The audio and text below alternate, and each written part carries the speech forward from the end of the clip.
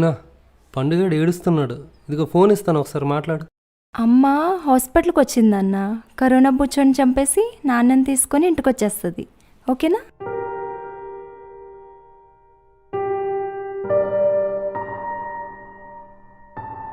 Hello మామయ్య, నాన్న చనిపోయారు.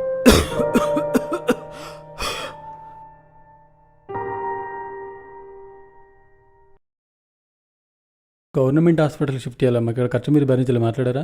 బెడ్స్ ఖాళీ లేవంట సార్. ఎవరైనా చనిపోతే ఆ బెడ్ ఇస్తారంట. దానికి కూడా మంత్లీ రికమెండేషన్లు అవి తెస్తున్నారు జనాలు.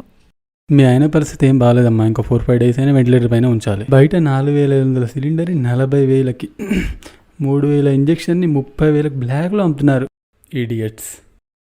ఇంకొక 6-7 lakhs ఇదే ఖర్చు అవుతాయి. ఇంట్లో మనుషుల్ని మానాలు తప్ప అన్నీ అమ్మేశాం సార్.